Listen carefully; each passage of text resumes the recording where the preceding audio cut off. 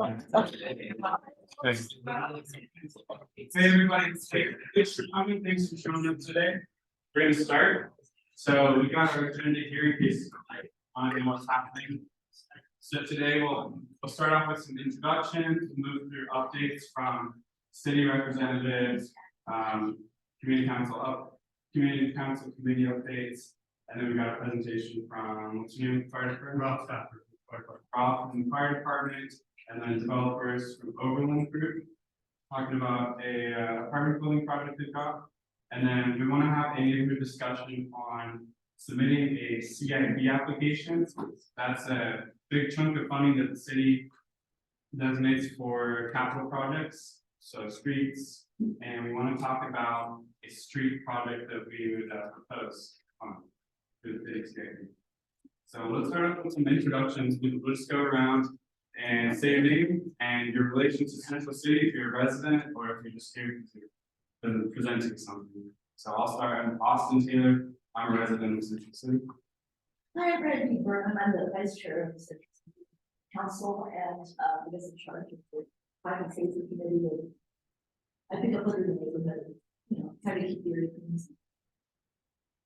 I'm Byron. I'm a resident of the neighborhood and chair of the transportation. I'm Troy. I'm a resident. I'm also a resident.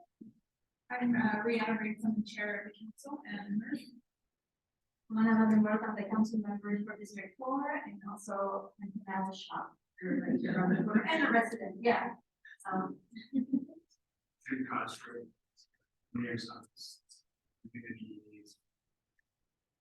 Any Kroger, I'm a landlord. Karina Menardis, I'm representing City. I'm Jackson Ferguson. I'm the air architect. Michael Holman, I'm Overland Group, one of the presenters. Jake Wilson. You're going to introduce yourself? Ken Holman.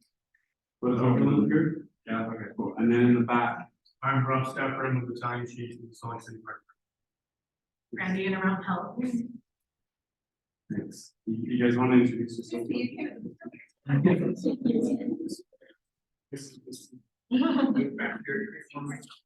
Cool. Okay. Thanks for coming in. Okay, let's move on to city updates. Should we start with Tim? Got city updates? Thank you, I just had a couple things. And I was hoping to follow Rob, after the 4th of July, you know, the mayor's operating city council monitoring drone show at the Green Park. July 24th. So, way cities chosen to manage the responsibility with fire, with clean air, with sounds of noise are harmful as veterans. So never experienced the drone shows, come check it out. They choreograph it. Fighting collaboration. July 24th, 10 p.m. Liberty Park. We also, tomorrow night is the big 30-year anniversary for the big band dance at Galvin Center. I know our very own and later. That we've done for 30 years. That if you've never visited Overland, Utah, does show you how to dance, classical styles, fun salsa styles. Just a lot of fun. They have food trucks, so come out and experience that. That's 7 to 9. And the last thing I wanted to share, if you haven't checked out the water maps yet, city and utilities and Utah State University partnered for a new program that does what's called L-body water. It's a landscape irrigation ratio. And they can put an analysis of your water bill from your property, and then looking at the space that you have that needs water to ensure that you're watering efficiently. And it's state of the art. Our city is the only state the only city in the state of Utah that has it. So it's really cool. Just go to public utilities or to SLC.gov and to public utilities, type in water maps. And it'll show you a map of your location and then just give you kind of an idea of how you can more efficiently water your landscape. Thanks, Tim. So, I interrupt and say that programs don't like Dr. And she is absolutely. So all of the designs behind this is. Nice. And this was Utah State, you said? Yeah, I mean, they're all experts in this. They work closely with Laura Breaker and Stephanie Dower. Cool. Thanks, Tim. Thank you. Anna, do you have updates? Yeah, I just have a few updates. Thanks for the invite. We did receive the rezone application for IHC on State Street and South. The first public hearing and the briefing will be next Tuesday, July 11th. So if you have comments, please send them my way or show up to the meeting. You have 2 minutes to tell us what you think about that or what it should look like. I did go to a breakfast on Saturday. On Tuesday, that happened to be one of the biggest, one of the directors of the biggest architecture companies here, HKS, and they are very interested in getting that contract. So, and they were telling me about all the desires that IHC had for that, and it turns out that is what we want. So I'm hopeful that I'm not sure if they're gonna get it, but it would be a good company they hired HKS. They're doing the tallest building on State Street anyway, so they're internationally renowned. So hopefully we'll get a good contract with them. I also met with Austin and with Ivory Innovations. We met again on site. From what I gathered before is that we didn't know if they wanted to do that sale or if it's just rental, but we gathered that yes, they're interested in both doing rentals in that older Liberty Wells, is it Liberty Wells Center? Is that the name? Okay, Liberty Wells Center, but in the whenever they have the open space, they want to do townhomes for sale. But in order for them to be at 80% AMI, so selling to people that are at 80% AMI, they need some city intervention or city help.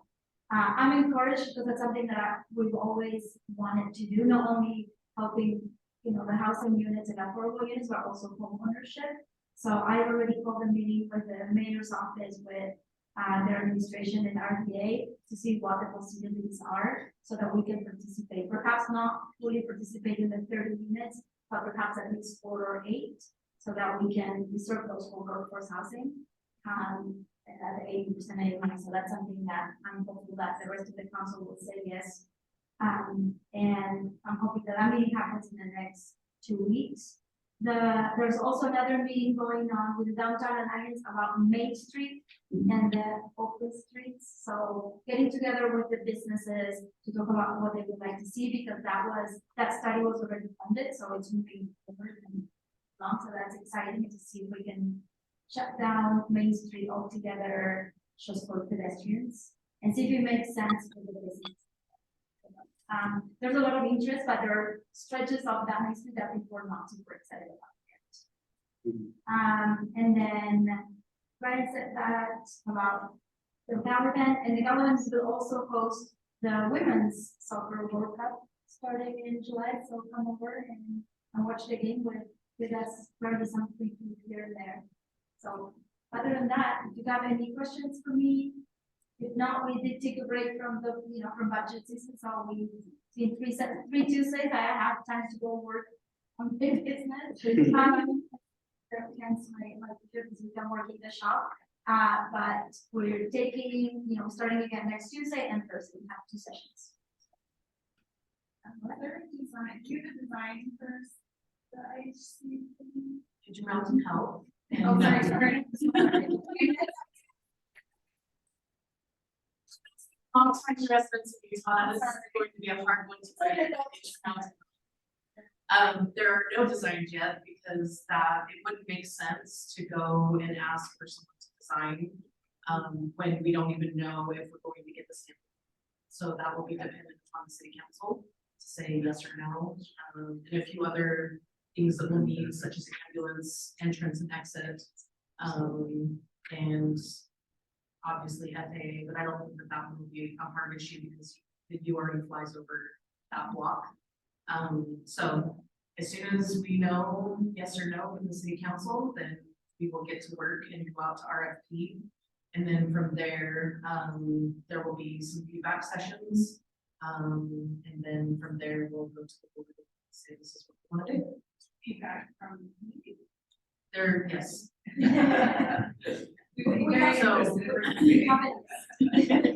Yes, and we've gotten some requests, there's been a few letters that have been shared with Intermountain. And we are grateful for that feedback because, you know, this is, it's just as much a community hospital as it is an Intermountain hospital, and we want to make sure that we're meeting the needs of our community, while also meeting the needs of healthcare and the growing population that's here, as well as the services. And it's next Tuesday that we feedback to things. Yeah, the first Yeah. briefing and on Tuesday, yeah. And where's that at? At City the Hall. city council. Yeah, City Hall, and I think we're at the end of the agenda. Oh, okay, great. So just, so, watch, I didn't see that the agenda was posted today, but I think it should be posted tomorrow. Great, yeah. Usually on Thursdays, so check that out, and that should give you a rough time estimate, because it does start at 1 o'clock and then it's at 6:30. So that would be a long time to sit and wait. Oh, yeah. But yeah, so for sure, pull the agenda, that will give you a rough time estimate of when we'll have our opportunity. And then you can call in at 7 if you cannot make it, watch, you can call in, give us some comments live, via phone as well. You don't have to be there. And just as a refresher to those who like weren't involved back then, Central City Neighborhood Council worked together with Downtown Community Council and I think Ballpark and then Midtown Business District to send a letter to Intermountain Health and gave them some ideas on what the community is looking for in the design of a hospital. You know, we're looking for something that's tall, something that engages sidewalks, something that breaks up the block with mid-block walkways, retail. I think there's even housing in City there. has responsibility for restaurants in town. Yeah, so like not just, you know, a tower surrounded by a sea of parking, which would create a whole dead block and, you know, 4 edges of deadness. Looking for something that's alive. Okay, thanks. I think Tim, you had something? I'm sorry, I forgot, I had one more thing. Yeah. Mayor's having a homeless town hall meeting tomorrow at the Kiln Building, 26 South Rio Grande Street. The gateway. It's exactly. And What is, then the other one is Ray Stewart and Detective Stewart. Yeah. Chilling with the cop. Chilling. Oh, chill. So it's Okay. ice cream. Oh. That is July 21st at 7 p.m. at Cloud Nine. Where's that? Ninth and May. Okay. What do you prefer the day of the, But that's in the morning. oh, okay. Yeah, that was in the morning. You'll, This yeah, is the beginning. yeah, we'll talk about that when we talk about the public safety updates. Do you have any updates for us, Chris? Yes, we're having a homeless resource fair at Minor Park on 14th. 9:30 starts. I'll be there too. If you guys have clothing that you'd like to donate, my table has the boxes with clothing, so people, we got this pretty popular and have it right here. Okay, so you got things that you wanna get rid of, that are, you know, in the shape. Right here. Thanks. Thanks. And I don't know if we talked about this last time, but thank you so much for the Toffer Park party. That was incredible. You know, did anyone else go to that? I was there and a ton of people were there. So it was incredible. So thank you so much. I know you did a lot of work. Yeah, also. Small. Thank you.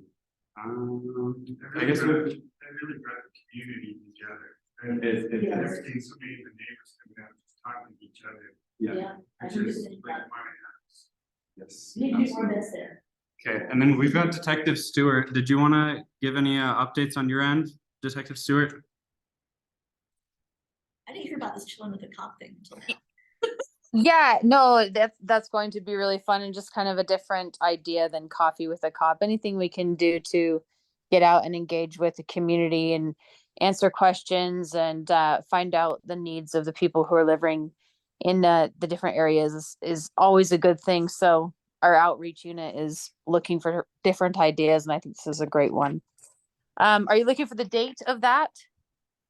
We got it. Tim gave it to us. Perfect. Thank you, Tim. Maybe Um, PM on the ice cream.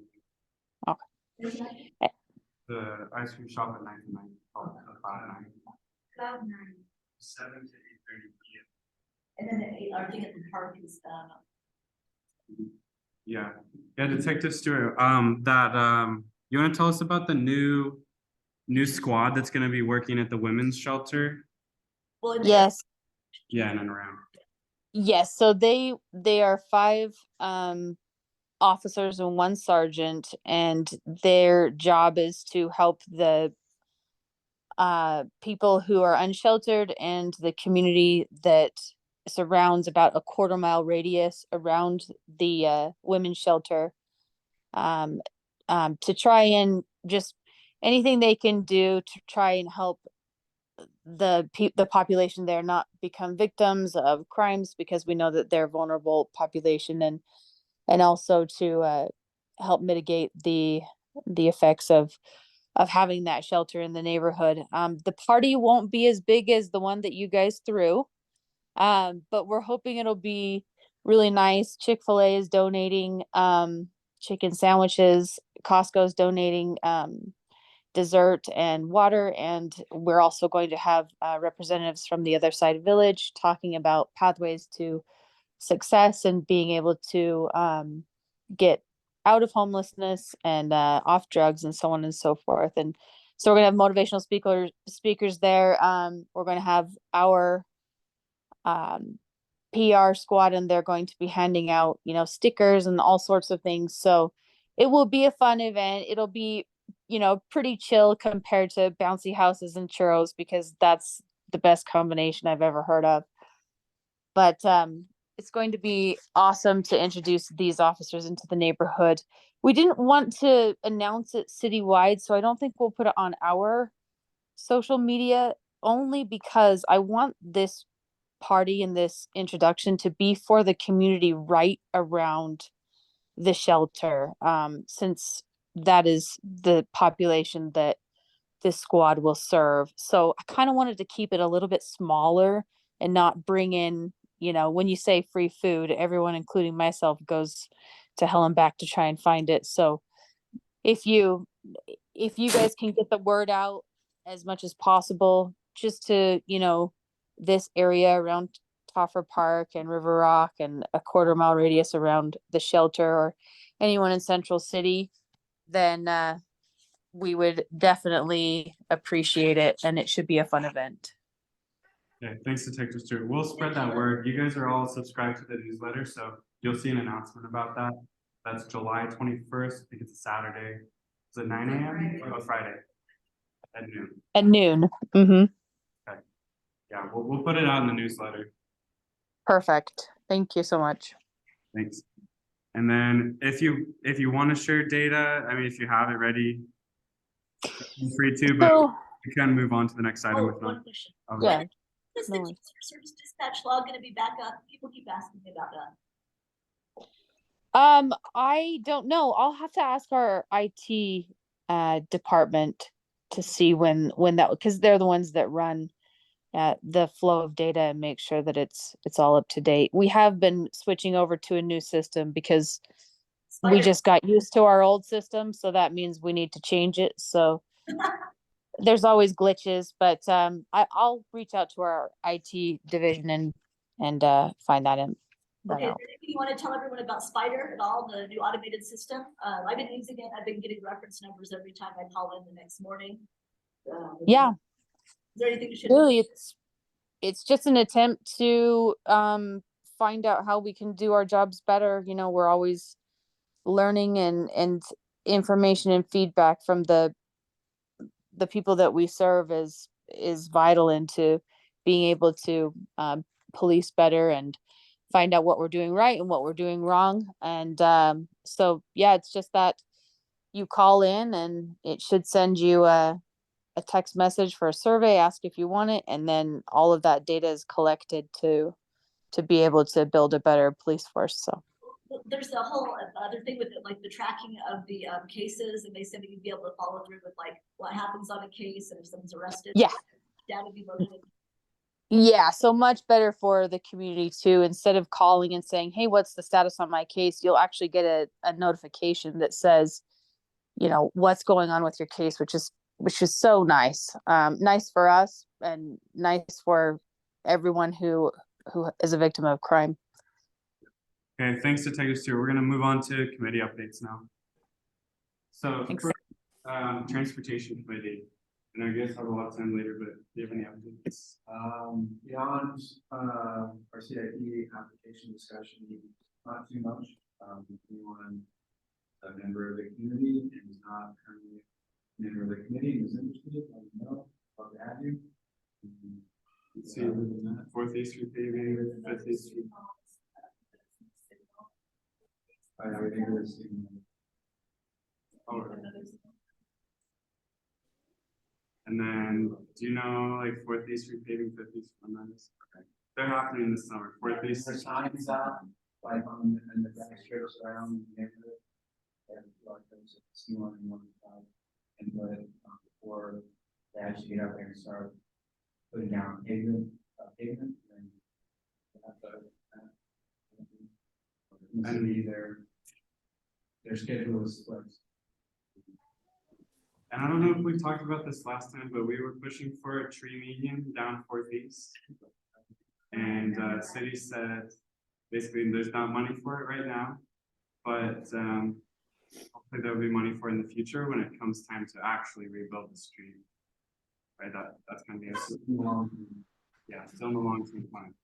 So we're hoping to push for it. And then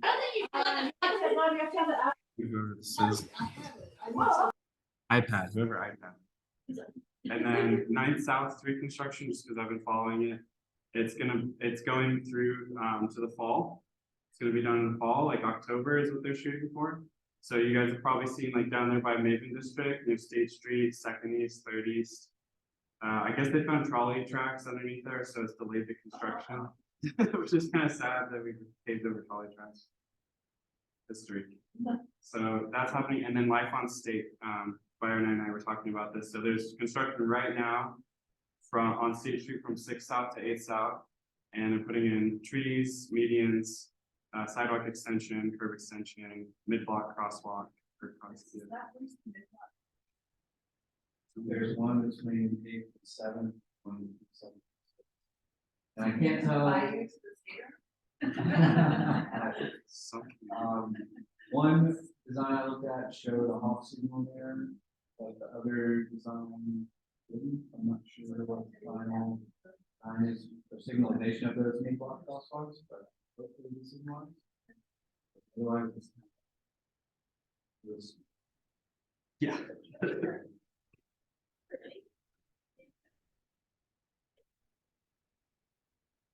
Yes, where did I see? they had it on their website. Out and Okay. It's at 7th, right? Yeah, so UDOT is doing this. Like UDOT has money to put a bike path from, I think it was 21st South all the way to 13th South, along 7th East. Yeah, on the west side, on the side of Yeah. Wasn't it next year, this year? yeah, they were talking about the design of the environment to this construction around back in June. So it's probably a year or two away, but hopefully, I mean, it would make sense to me to extend it the extra half block to connect to Farley Trail. Yeah, But yeah. 8 blocks is good. I'm just surprised that UDOT's doing that, like no offense. But that's awesome. I'm gonna do it. Related to transportation, I'm going to tell you, even though it's kind of far away, on 300 West, you know, all that construction is going to be fully done, construction, yeah, by July. Everybody, yeah, we got that. I'll believe it when I wake up.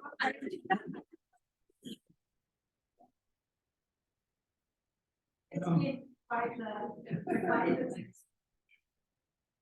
Okay, let's move on to events.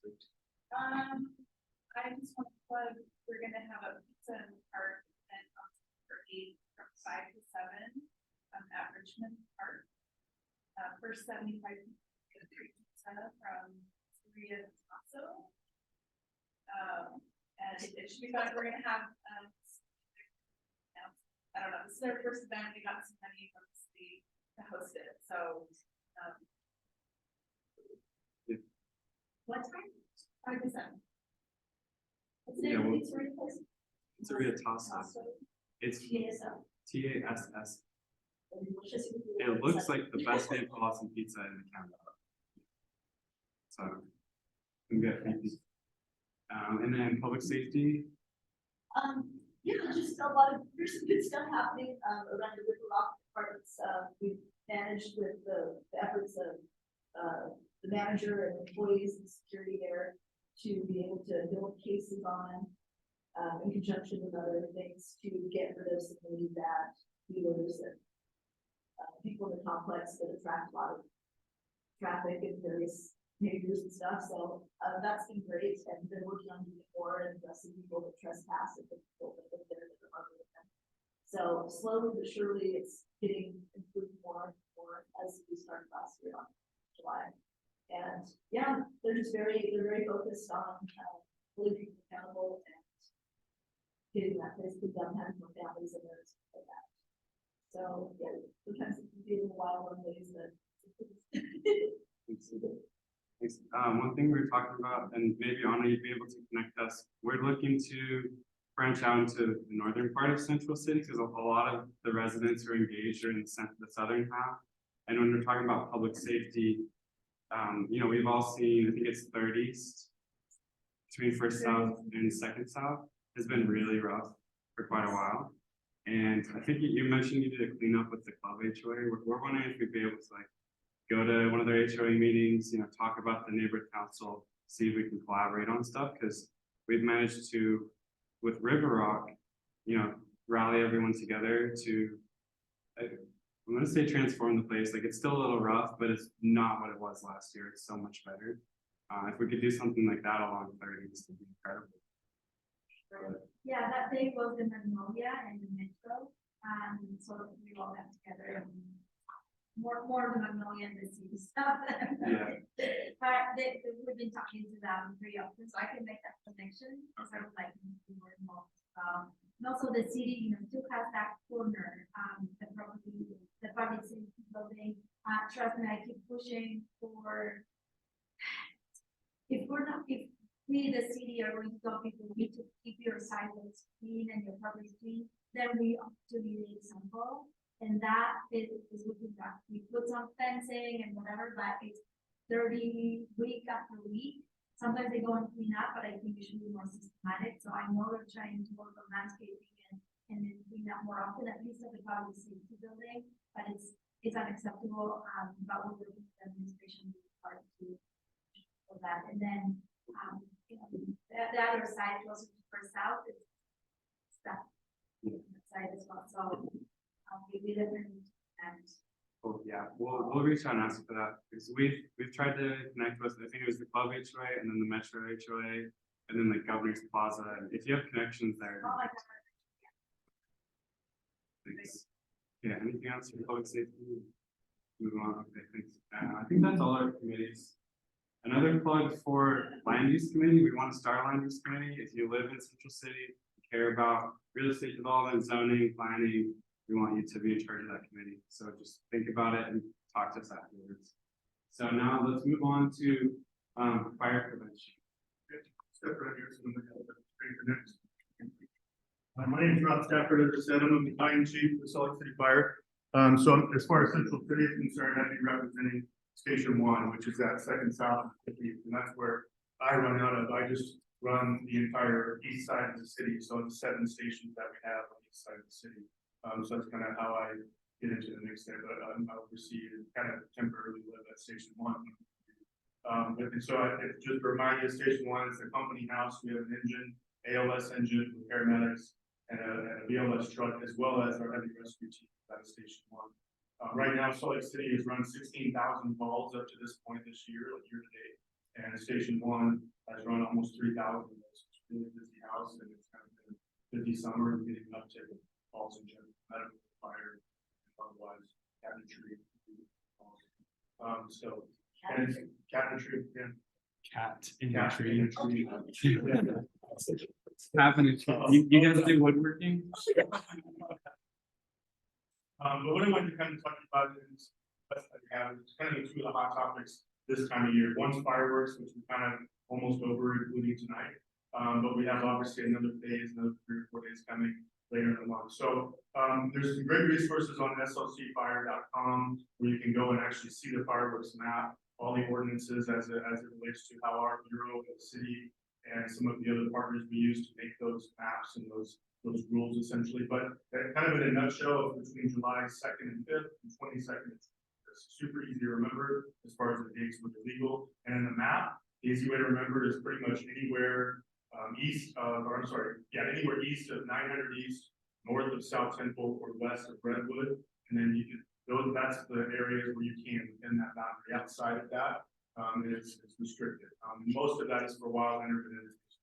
And so, you know, for when we get stuck in these days, we got a couple of big wind days and coincide that with fireworks. It's not a good scenario. We did have a couple of events last night that we was associated with fireworks. So they happen every year. We're all for the drone show, 100%. If we could just restrict it all the way around. Hey, the fire department's behind it. So, and obviously, we want people to be able to celebrate and get it. There's a lot of tradition there. And we do our thing and we'll protect, we'll connect the community as needed, obviously. But we're all for the drone show, so that's good. And then as far as the only other restrictions outside those boundaries, all city parks, golf courses, and there's basically a corridor along the Jordan River Parkway as well that is also restricted. But again, that's all in that map, all those kind of things. And we did a lot of PR ahead of time, a lot of signage is out there, a lot of knocking doors, not only with the fireworks, but with our communities that are in the urban interface, meaning like where the wildlands come into the city. We've done a lot of ready to go, and so we're kind of really being very proactive as it pertains to wildland urban interface safety, as well as the association of that with fireworks. So, but you know, things still happen, of course, and take that. So, any questions on fireworks? Sure. On that spontaneous road show inside the lot. I did not hear about that. Yeah, I heard about the other side academies big and just around that was last night. One guy, just one road guy in the rock purpose. I guess 11 o'clock when he started. It's like a 10-minute show. It was like Liberty Park, Sugar House Park, level fireworks. Like, oh wow. Not really. Well, I didn't see it, so I couldn't tell you like the legality of what he actually had. So that's the key. So it's legal within the restrictions of the city as far as the map. Now, what some people obviously, as most of you know, go to Evanston or something like that, come back with illegal to Utah fireworks, and that's something that's really hard to enforce, as you can imagine. We are getting some intel from our fire prevention bureau on now people are actually getting these commercial level, and they're spending a lot of money for commercial level fireworks setups where they actually have detonators, or they can even do it off an app on their phone, light up this whole like. And so it's legit. I noticed last night. I wasn't on duty, but I noticed in my neighborhood. I've never seen so many like residential, but yet professional level fireworks. So it seems to be this trend for whatever reason. But and it's not ideal, of course. You know, for multiple reasons. Yeah. Again, we can only control and enforce the budget. Yeah, I was kind of surprised last night about the stuff. Right. But there was definitely at University of Utah area, at Creek, at way down by the ballpark. But then after they were done, they were shooting off. And they were like right here. Yeah. Really, I mean, real pretty, but right. And again, that's within the mapping, and it's hard to decide what exactly type of fireworks. We did have crews, and we actually kind of staff over sometimes on these holidays, so we can have a presence. We have a lot of our prevention bureaus come in, not times when they're only working years. They had a presence in those communities, especially over at St. Pete, the avenues over here on the east edge as well. And so we're definitely trying to make a presence, but again, people are gonna do what they do sometimes. And enforcement is hard, especially when they can go to places. Get these things. So, but again, we're there quick, so that's a good thing, for mitigation. Kids do fireworks, they have to have trailers. I saw kids outside Little Rock and giant, big, huge fireworks. Yeah. So, I mean, in theory, but when you purchase them, and then our rules are apparent, it should be supervised, and that's what they're kind of signing off on when you purchase them, but. Parents are gonna either parent or not. Yeah. So unfortunately, that's the thing. So anything else on fireworks? No, pretty much all parts. And if you pull up that map, you can see there's like tiny dots on there, and those are within the parks as well. So yeah, you could, if you're seeing some activity in those parks, you can, that's a legitimate call to PD and for the fire to try to enforce something. Yeah. So, and again, it's all going to be call volume dependent, but at the same time, like, it should not be. Anything else on that? So the other hot topic that we're going to, and this has been a long running thing, but it's still going strong, is our vacant structures. We have about, I just checked the numbers again today, and our partners in this are the building, housing, and community and neighborhoods divisions, and we have about 150 vacant structures as far as documented right now in the city. About 30 to 35 in the city or station 1 districts, quite a bit, as you can imagine. And at one point last year, I think 75 to 80% of our structure fires were vacant structures. And a lot of this is situations where shelters we get in there, and it's a bigger problem in the winter because they're either cooking and or warming fires, right? And then that gets bigger. But now we're seeing more of an uptick. Maybe they're cooking fires, but probably not warming fires, you can imagine. However, some of them are, lower investigators are deemed essentially. So we're seeing an uptick in that, and that's incredibly dangerous, not only for those that shelter that are in these buildings, because a lot of times you'll have multiple groups in there, that at least one bad person, one bad act, to essentially wreak havoc, and then not only that, but for our firefighters. So just so you know, we are keeping track of this. Our fire prevention bureau is on this, but the numbers every week with building and housing community neighborhoods. And we have a reporting thing for our captains, our groups, as they're cruising around the district. Maybe they want a medical call in one of these buildings, seeing something in the district, they can then report that to the bureau. The bureau adds it to the list, and they can decide if that's something they need to go in there and kind of sweep with the help of the or just at least get it on the map and have to prioritize. However, there is also a public based version of reporting these as well. If you have the SLC mobile app or through slc.gov on the SLC website, you go through requests to report in communities and neighborhoods, and then there's it is called abandoned buildings, and but it's basically abandoned building kind of structure thing. So then you can put your information, what you saw, did you notice the activity in there, that kind of thing, and then it kind of puts it on our radar. And the people who own these properties who are leaving them open, like I'm seeing the labor fall on the neighbors, the public servants, but the people who are leaving these properties open, like vacant, do they bear any responsibility or financial responsibility for creating these nuisance? Yeah, so and that's what I was going to get to next. Okay, sorry. What we're working on, good question. So what we're working on in that avenue is working with these developers, and sometimes it's just an individual owner, and sometimes it's a large company that's not even. Yeah. That's what we kind of have the situation with Major Street down south, a little bit off 13. So the short answer is yes, they are responsible for them.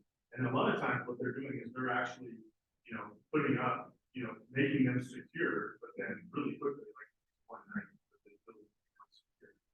it's pretty ingenious. Sometimes if you go on these buildings, we go on after fires with our investigators, how they even get in and getting in. I mean, it's pretty good. The yardstick building on 200 South there is, or 300 South, sorry, is one that's going to be demoed soon, luckily, but that's been a big problem for us. That's an incredibly dangerous building. It's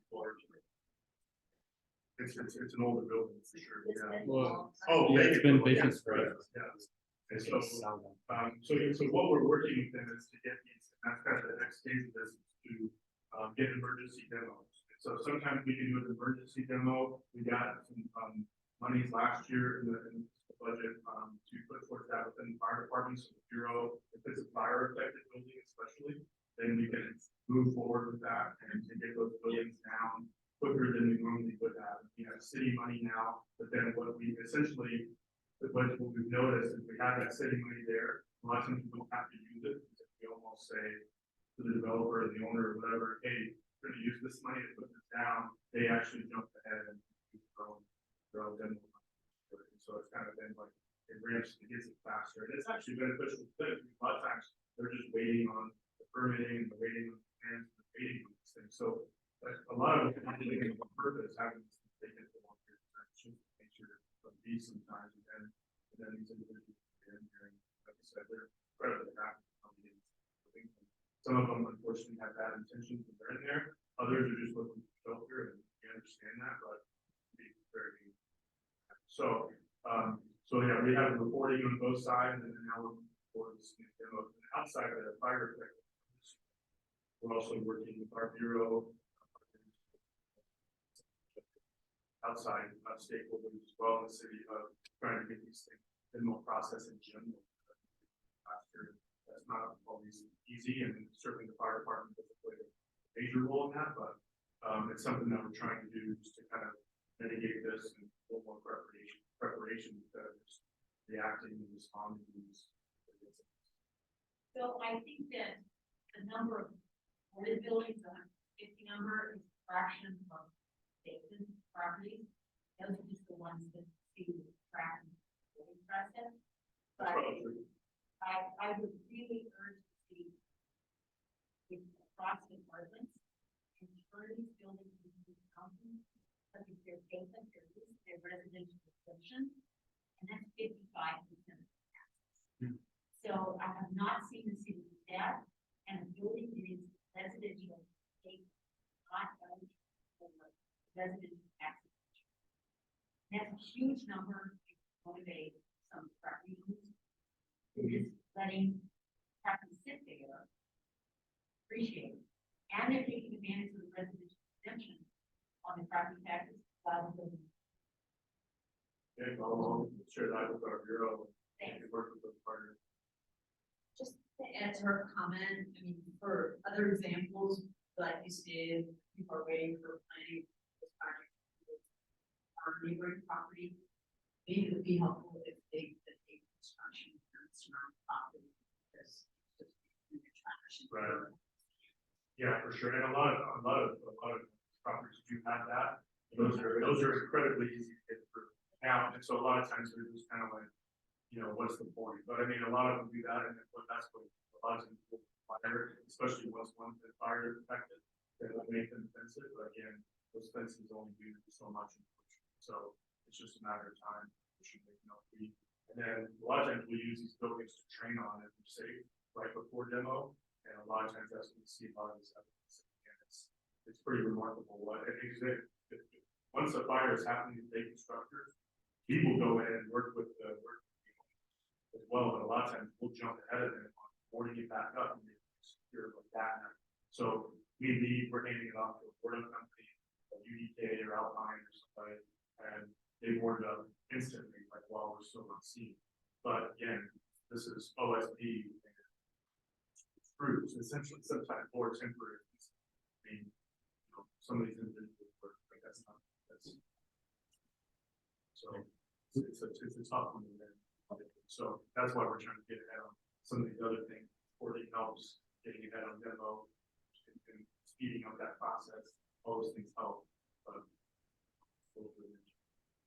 Thanks, Robert. We got to move on to the next thing, Sure. but in like 30 seconds, there was a big fire in our neighborhood. I mean, you're aware of it. Last month, there was a vacant office building. The developer was going to demolish it anyways. right. Did you ever find out the cause of that one?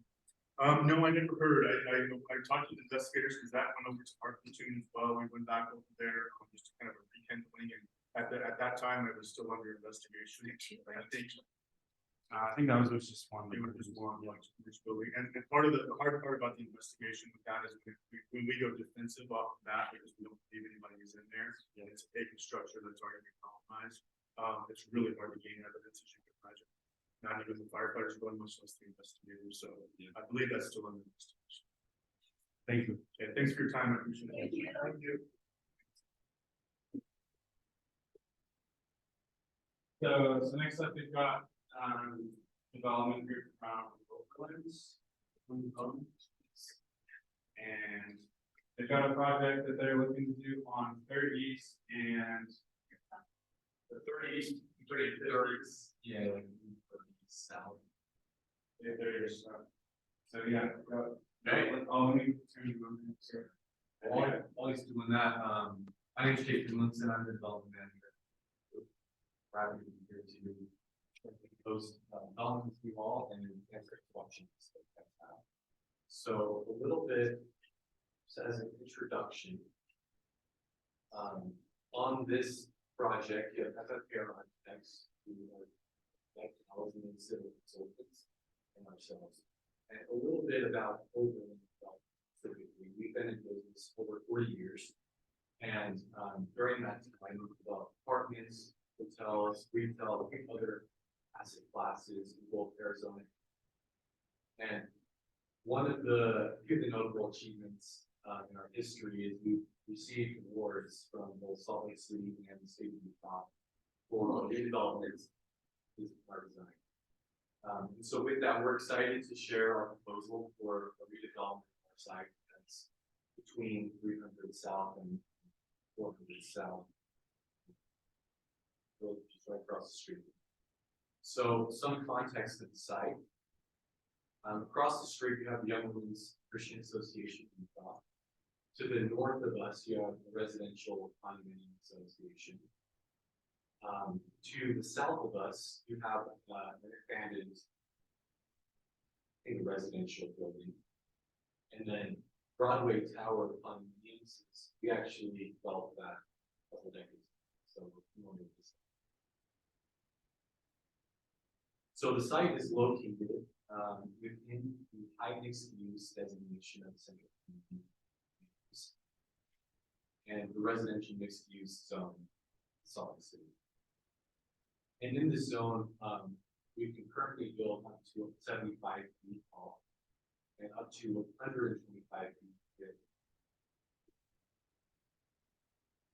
So this is some context. The building on the left is the old engineering, civil engineering office building, and the building provides an old park building. Those are the two buildings that are abandoned that we currently own. And to the north, that's the condominium residential there. South is that abandoned residential area and across the street. Now, I'm getting into our proposed development. So, I know Austin asked me about this, so I'm just going to go right into it. So, frontage of the site itself along 3 East is 209. And we're proposing 168 units here. And when we designed this building, we had 3 main objectives. So, the first one was to activate the streetscape. We wanted to encourage socializing in the public sphere, and to accomplish this, we brought the actual building right up against 300 East and then tucked parking in the back. And along with that, we have retail, fitness, and the lobby, which are on that ground floor. So the goal here is to really activate the streetscape and really truly redevelop this area. People feel comfortable walking. So the second objective was to create diverse units. We know that this area has a wide range of demographics, and so we understood that and we wanted to provide a wide range of those types for potential residents. The third objective was to enhance our sustainability. Now, to help us with this, we're using, we want to reduce our water consumption through low flow water fixtures, xeriscaping and dry gardens. And then we also wanted to reduce our carbon footprint by constructing this structure with cross-laminated timber or steel. And these are some photos and or renderings of what CLT projects have looked like. This is not what our specific units will look like, although we hope to accomplish this same steel. One thing as a note is the current building code in the city of Utah won't allow the CLT to be exposed to this. So those columns you see will be covered, as well as the ceilings, we can expose 20%. Now, we are hoping to work with the city to change that building code faster than what is currently scheduled.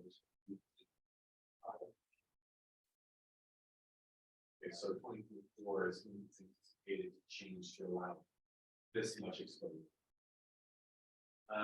So that's a little bit about the actual structure and some of the objectives we have. This last slide here shows the building slide. So the goal here was to break it up vertically and horizontally. So the massing that you see in the red is really that streetscape, the pedestrian experience.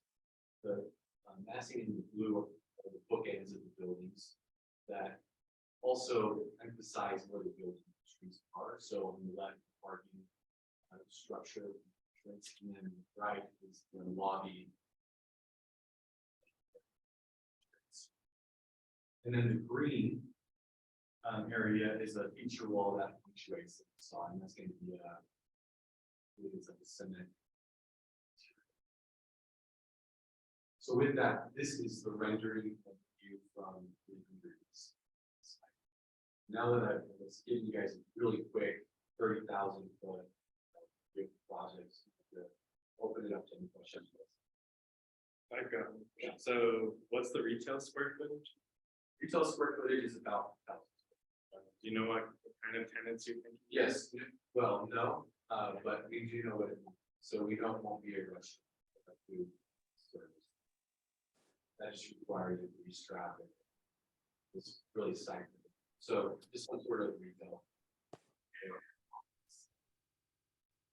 And my second question is, you guys think it'll be the first mass timber building in Salt Lake City, like before that Sugar House Wells Fargo thing? It seems like it.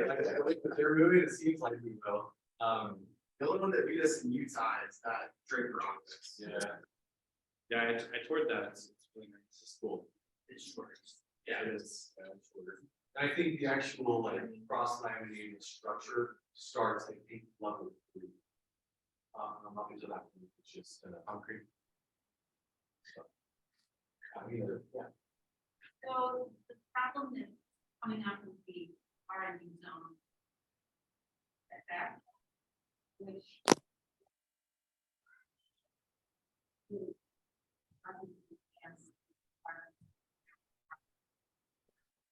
And really.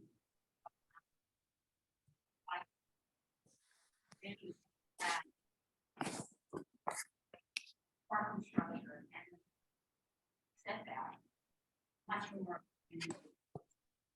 So I see this as really that all the burden on other properties. When we saw it, down.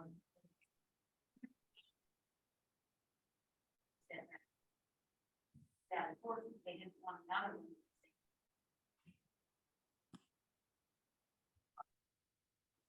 So what do you need from the city?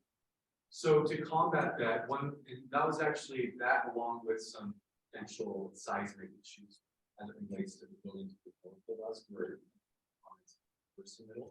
So to help address that, on the north side, on the ground level, we are 3 feet away from the property line, which I know is not the 10 feet, but it's something. And the reason for that is we want windows. We want that as much as they can. But actually, to address, I know that's the questions about sizing. I'll just kind of recap everybody. Because that building to the north is a traditional limestone foundation structure. One of the concerns was as we were constructing the building, there would be seismic issues.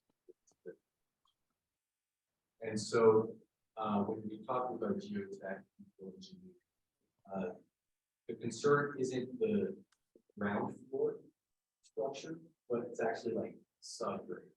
And so we pulled that.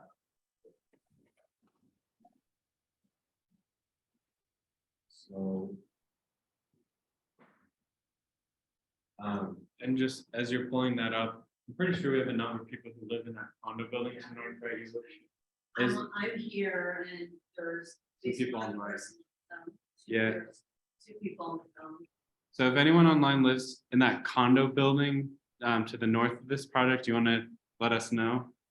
Yes, here, I'm the owner of the unit A3, which is in the Altadena, which is directly facing the proposed project. Can you hear me? Yep, we can, thanks. And is Okay. there anyone else online? I'm calling, hello,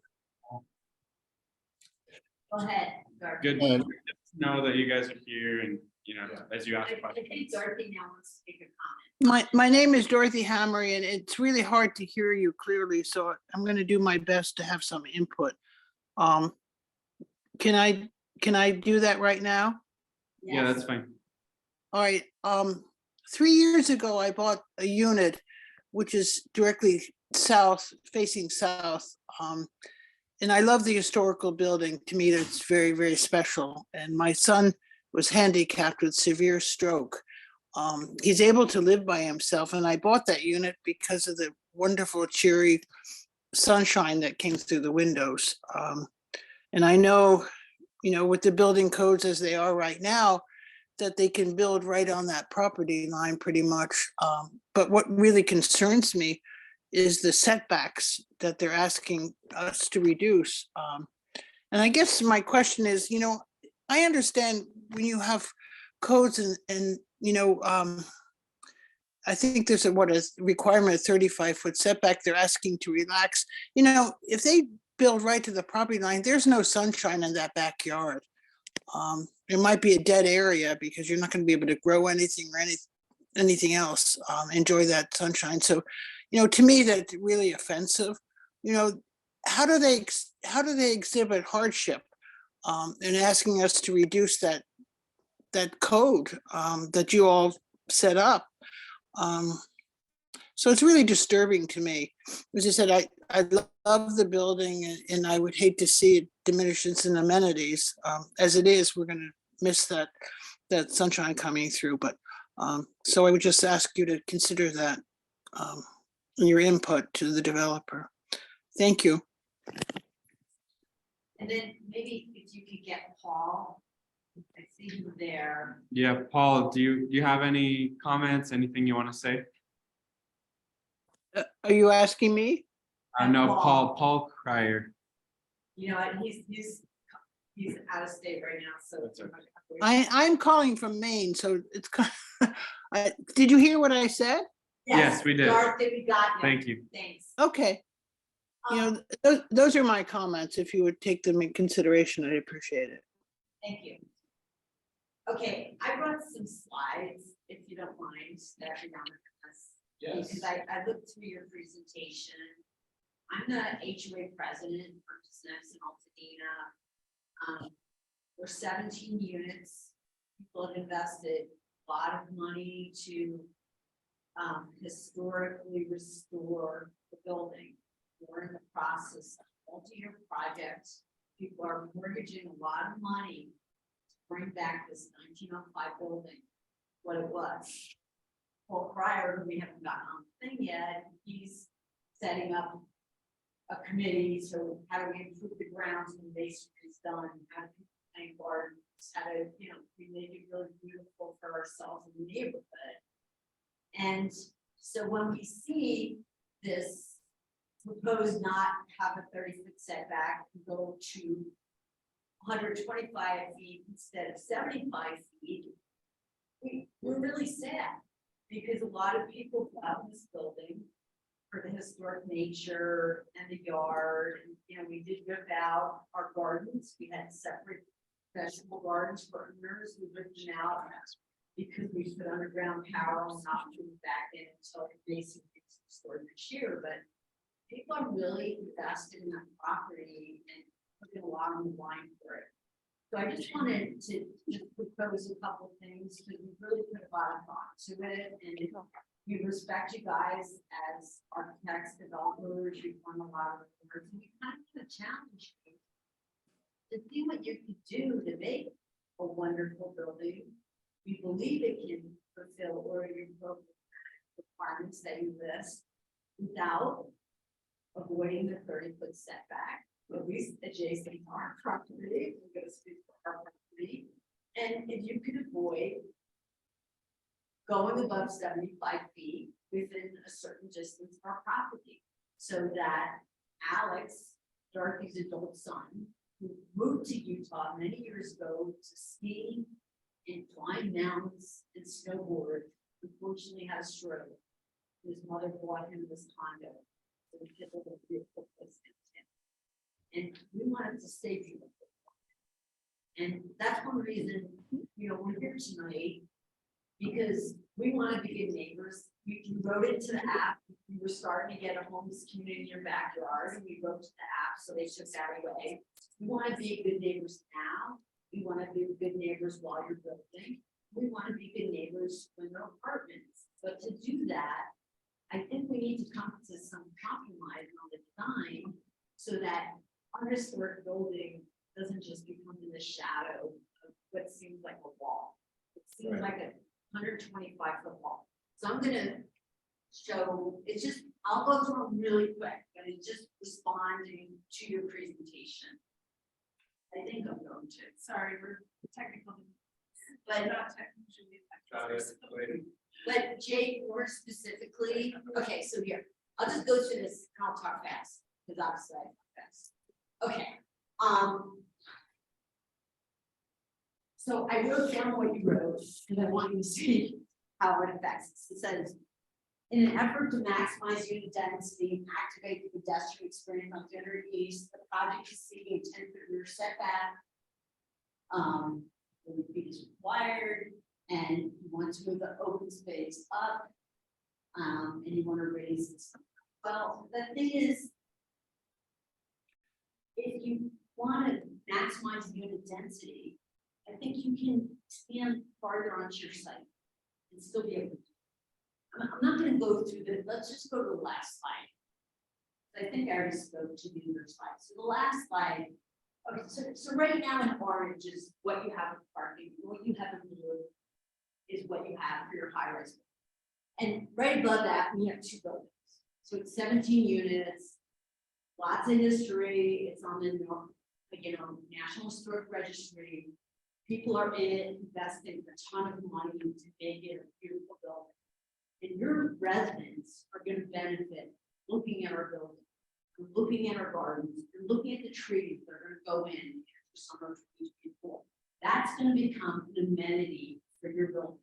But it's not going to be if we have 125-foot building or something. And guess what? When Saturo Investments next door builds their thing, there will be no light. We will have a 12-foot wall all around our property.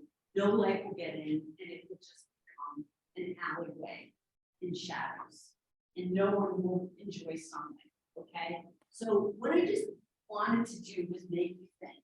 If you left the 30-foot setback, that the normal thing you would do in the code is there, for there and there, we would at least get the sunlight, a little more sunlight go to there. So say you took this mass that's 12 feet high, and you only made it 7 feet high, but you made it so much deeper, and you put the garage underneath it, you could get the same exact footprint as you have with this high-rise building.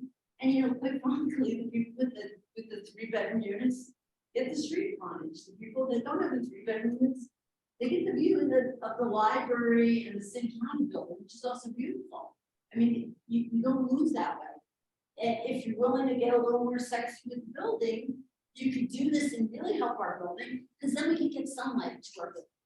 Okay, you put the garage with the 30-foot setback, you go all the way to code, and then you have this full setback building, so all these people also have this view mountains that way. Okay, so every single unit can have an awesome view, but you can do this without putting shadows on the wider you stay, and those are all like women getting away from abuse, and their children are living there, and they're nice buildings, they're not going away, they're beautiful neighbors, okay? Same thing in our building, you wanna be a nice cozy thing, you wanna make friends with you wanna go in the shop that hopefully has something you wanna buy, okay? But we don't wanna be angry about it, because there are sunlight in our trees and our planet. So I know it's a little more expensive to do this than to do that. But I ask you, you have so many opportunities, you have a massive, massive plan. I'm begging you for Alex's son and rest of us that live in the building that want to be able to plant vegetables and things like that. And, you know, have open space. Give us our son. That's all I have to say. Excuse me, I was asked to talk earlier, and now I am.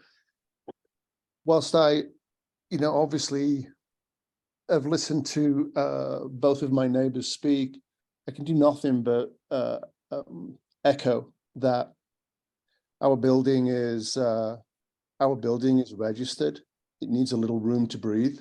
It needs a little light to be thrown on it, and we've sort of we've lost a little light with the new building that's going up on Broadway and Second East, and we've lost a little light from the building that's going up on State and First South as well.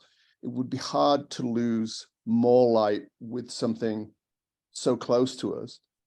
But I also have a strong sentiment for what Anne echoed, is that the people that are eventually going to live in this new property, they need to be able to see all of their surroundings, the multi-level, the views, the mountains, but they also need to be able to see the 1-story and 3-story buildings as well. It's the diversity of architectural styles in this micro neighborhood that makes it attractive and will continue to make it desirable and continue to ensure that there's a robust sense of community, and it's not just hemmed in where no one can breathe. Thanks, Paul. And before we move on to more discussion about this, we were supposed to hit transportation committee at 7:05, so we'll do like 5 more minutes talking like this. What I would suggest is, you guys in the condo building, connect outside of the meeting with the development group, see what you can work out, because we're not going to solve it all in this meeting. But I think Maybe we can have video meeting between our board and Paul, who's our grounds committee, and you guys. But yeah, do you want, if you're willing, real to quick, join I us just want to say, definitely appreciate the comments. One thing I did want to point out was, so the very first submittal that we did with the city, we had something similar to this proposed, had a little view cut out though. But you had no setback for us at all. Right, so yeah, like right there, yeah, it's still like 0 setback. No, but I mean, that is a rear yard setback. Yeah, Yeah. Yeah, that was so- zero. so it was 0, but it's very similar to this shape, right? And so one of the comments we received was, similar concerns, was about the shading and concerns there. And so that actually is one of the reasons to switch to something similar to this. We felt like that 3-story parking structure in the back, and then just, yes, this is taller, it's skinny, but we felt like this would be a little more accommodating to. I just want to like, right while you're standing there, okay? Above the orange box is right now a parking lot that I am betting within the next 5 to 10 years will become a building. If they also get away with a 10-foot setback, 0 light will come to our property. So I ask the city not to make a precedent with your property and forego the 30-foot setback. And then the Sartorial property will go to 30-foot setback. And no light will get to our property, and there will be no grounds, and no trees, and no, and it'll be a sorry, dark, deep. I'm happy to, we're short on time, but I'm happy to. Yeah, it'd be good to do a new site visit.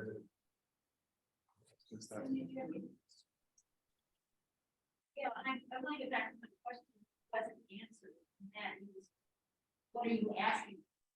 And I think you're asking for administrative approval through the planning commission.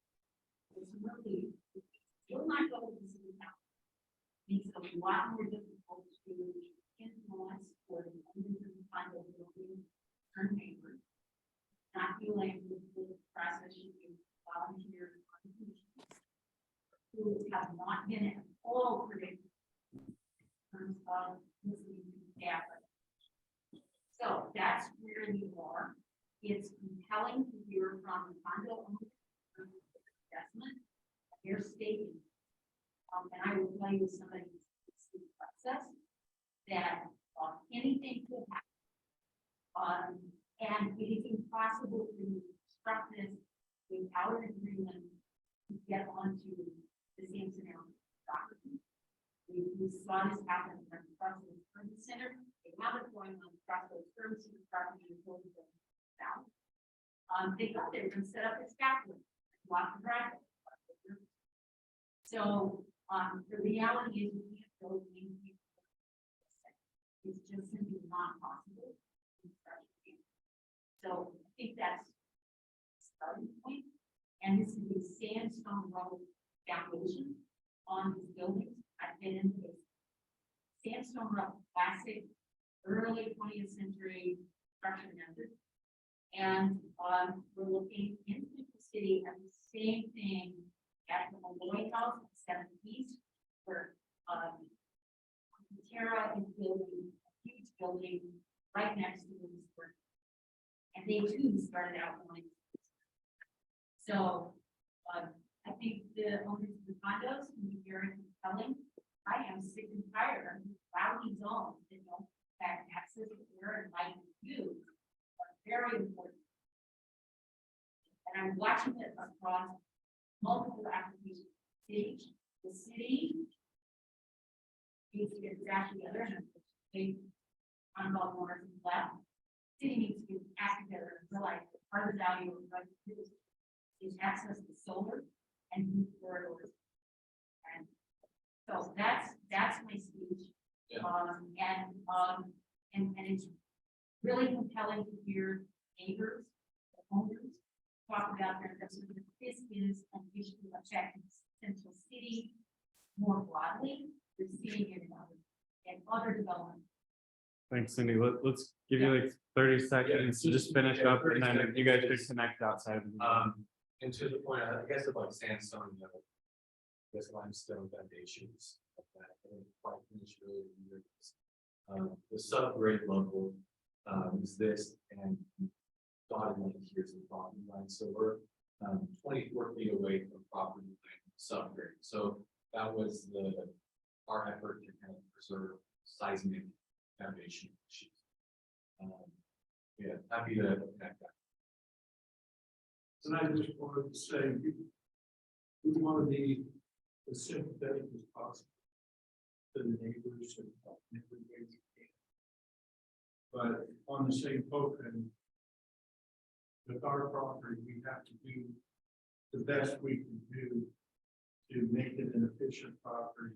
And some of the things that you're asking for are extremely difficult and probably impossible. So Okay, so I'm you're probably not going to get everything. okay. Hey, we got to move on to the next item. You guys should talk outside of the It's meeting. not impossible. I'm an architect with 35 years experience. It's far from difficult and impossible. Thanks, you guys. Thanks. We're gonna move on to transportation committee. So Byron, Troy, and Anna have talked about some different ideas, and Ethan too. Ethan.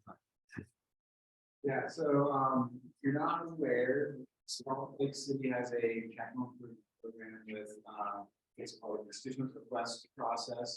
Where, residents in the city, or neighborhood organizations like ourselves can, request funding for certain projects. These have to be infrastructure projects, they have to build something tangible. And, you know, we're the transportation committee, so we're focused on transportation projects. And the projects have to have a 5-year or longer useful life. The budget is between $50,000 and $500,000, and it's something that the city will own and maintain as it is constructed. And I wanted to slide over this, but it is a long process. So the application is about to open in August or September, and it's a year-long application process. And then you find out if you get funding, and then that's with design and construction. So we'll be looking at funding at fiscal year 2025 for this application. So we're looking at 2026 or 2027 by the time happens here, just to set the expectations. But we tossed around a few ideas and came away with 3 front runners that I wanted to get people's input on. So this is just kind of a summary slide. We got 3 kind of columns here. On the far left is traffic calming along 600 South. It's a big one-way road that runs to the east from the interstate. There's been lots of red light runs, and we helped get a new signal head at the intersection of this road in the 50s, which is actually a corner right of, so that's great. And so we want to enhance slow speeds and make it pedestrian bike friendly on 600 South. 600 East is currently a neighborhood byway, and but between north of 800 South, there's not a lot of question. Oh, sorry, I was just trying to like sort out like 6 and 8. Something like. Yes. Okay. 60 neighborhood byway improvements. So right now it is a neighborhood byway, but there's not a whole lot of infrastructure there to suggest that. So mostly we view this as like a key north-south bike route. So we want to try to enhance that. And then the third option is a bike head crossing across 7th East at 7th South. Currently, if you're a pedestrian or bicyclist, you cannot cross there unless you do it illegally, which I've done because they never cross. But they're doing something similar to this on Kensington Avenue to get across 7th East. So we're, you know, the city's open to the idea of it conceptually. So we're gonna, if that is the preferred idea on the council, city would. But here's some more, kind of a little bit more detail. These are still just very conceptual. We haven't done any design work. It's just like, what if we put a speed table somewhere else? We're thinking about raised crosswalks and 2 candidate intersections would be here at 30s and 50s. Maybe bolting out and making a big block crossing somewhere on this border, because these blocks are traditional long unsignalized blocks in Salt Lake City. And then currently, if you turn left off of 7th East, you get funneled onto the neighborhood byway, which is not great if you're driving. So another part of this project would be extending the 2-way direction of travel 1 more block to the west and dumping people on 50s instead of 60s. Next idea is just a series of speed tables and maybe some modal filters along 6th East. The modal filters are really the north and south sides of the intersection at 4th South, where the trolley square or the trolley track station is. If you don't know what a modal filter is, there's a little bit of a picture down here. Basically, it allows bike traffic to go straight, but forces car traffic to turn right. You can see them at the north and south entrances to Liberty Park, and also on 6th East and 8th East, I think at 21st South. But just again, making it more pedestrian and bicyclist friendly. And then yeah, the rest of these are a series of speed tables. And then the third idea is It's called a Toucan crossing across 7th East at 7th South. So this is the intersection of site now, so cars can turn left off of 7th East, and so this would eliminate that turning movement and instead install a hawk signal and allow bikes and pedestrians to cross. And if you're a car driver, you would, I mean, it would really change you because you still have to turn right if you're getting on the 7th East as a car driver. So it would eliminate the left turn movements off of 7th East. That's all I have. Does anyone have any questions, comments, or thoughts? I was Yeah, thinking thank that, you know, we're talking about it, I don't know more, but for the project, it would require, like, is that? Maybe Tim, do you know? 17 states. Yeah. So then would city CIP money be We able can to use be? it on that, but it has to be in coordination or collaboration. But anything that everything that it is that they're on that. It wouldn't add like additional cost, it's just another, ultimately, UDOT has the final decision about what to do. But sorry, We have a Kensington Byway for that goes from Weston from the next 7th East. And then UDOT with the pedestrian path across 7th East, or that byway functional across 7th. So kind of goes in. Yeah, I mean, I'm always optimistic. I never say never. I should say that the Kensington Avenue, like Kensington Byway, is still in design, so none of it's finalized, so we don't know if UDOT is going to accept this concept, but we've got another project, the same idea, so we can see if UDOT, you know, goes with it or if they don't.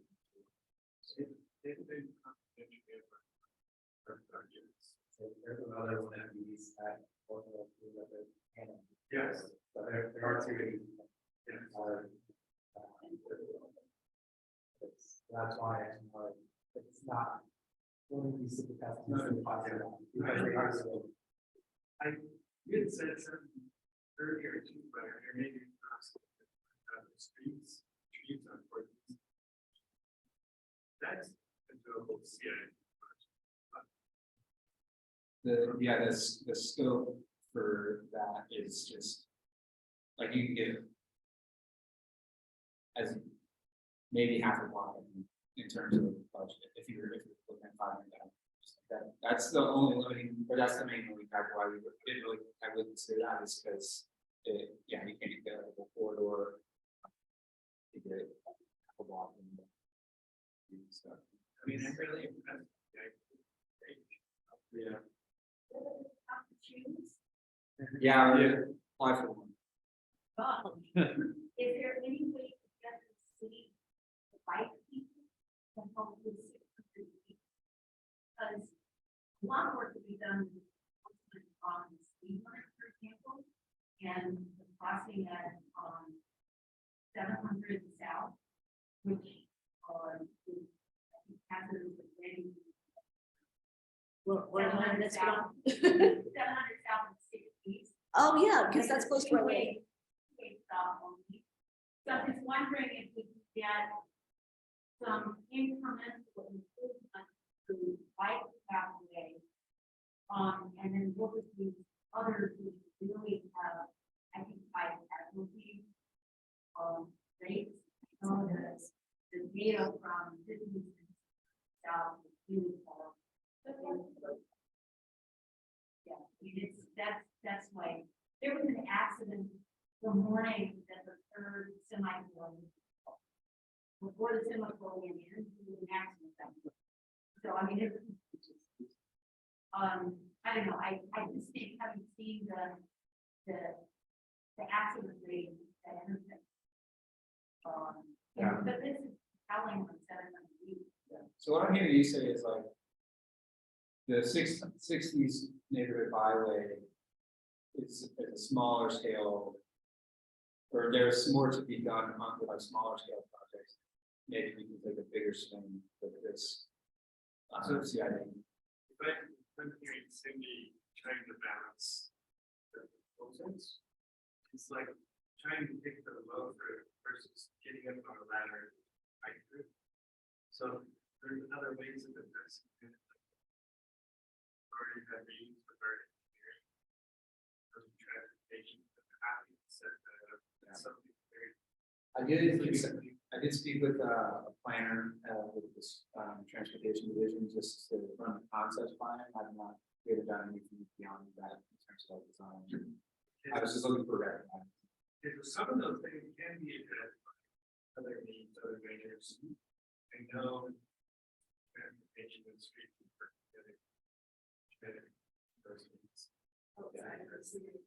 Yeah. Yeah.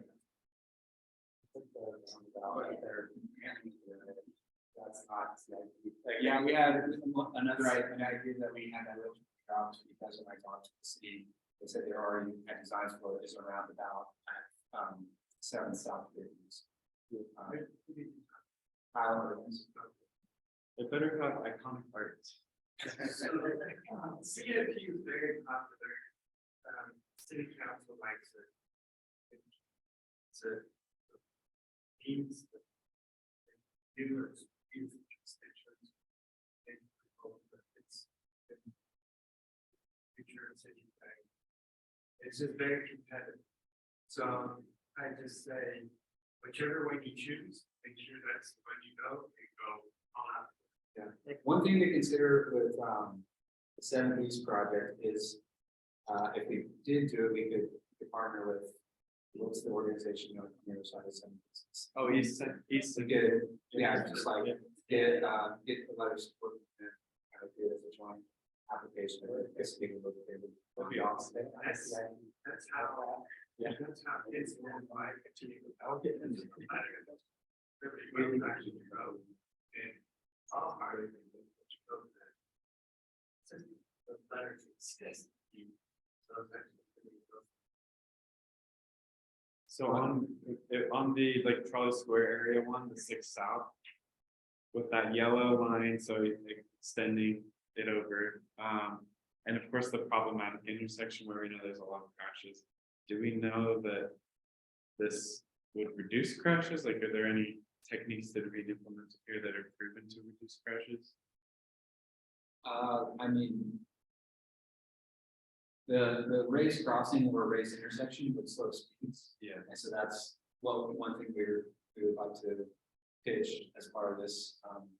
That would certainly help. And then if you have another one back here, again, just slowing the speed of traffic. I live in this house underneath this red arrow, and sometimes I hear what I think is a crash, and really it's just a tractor trailer bouncing on the pavement because it's not very high on the pavement. And so it's just going so fast.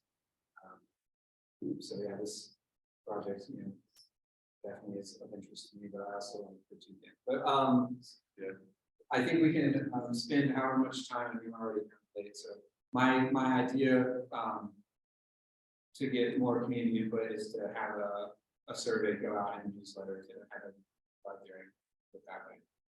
What's the deadline? Yeah. It hasn't opened yet. It opens in either August or September according to the website. But my thought would be get input over the next month and ready with an idea to apply. Application opens. They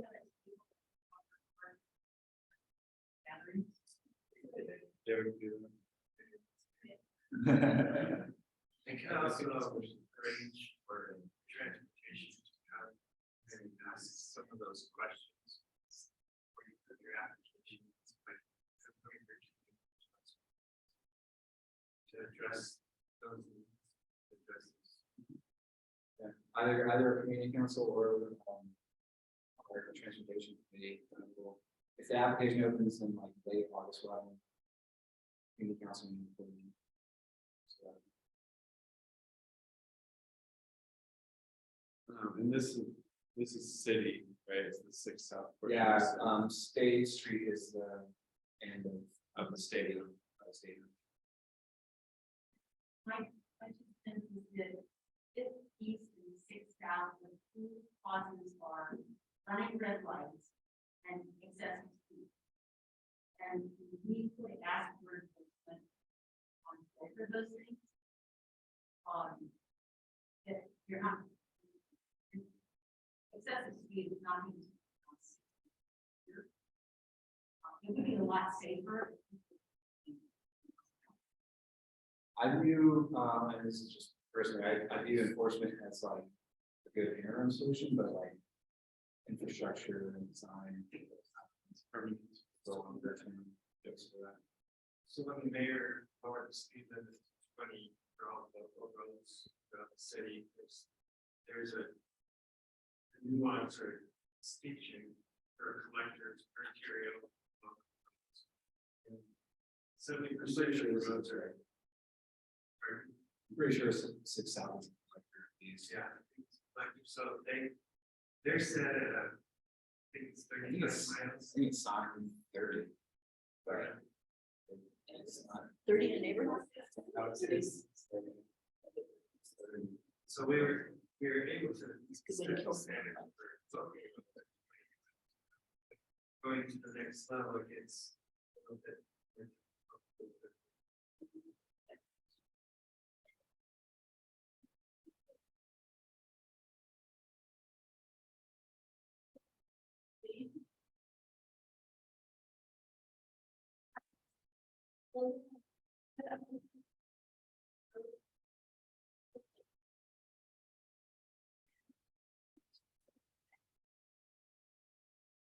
I think it's worse on one-way streets too, because you just feel there's no oncoming traffic to worry about, so you can just. The raceway. Yeah, so like those are huge barriers of neighborhood, you know, we got 4, 5, 6, just dividing up central. And the outside lanes here are also huge, like I look on Google, I think it's about 70 feet from curb to curb, and you know, there's 4 lanes of traffic and parking, this parking is probably 13, 14 feet wide.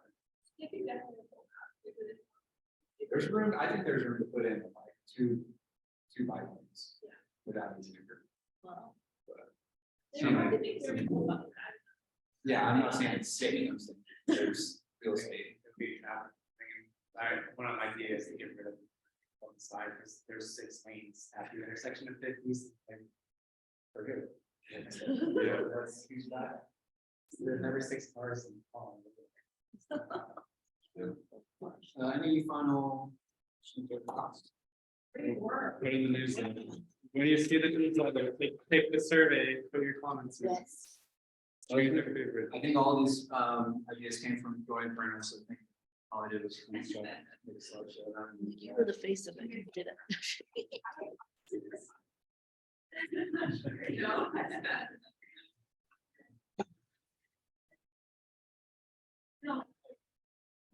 Yep, we're done. Thank you. Take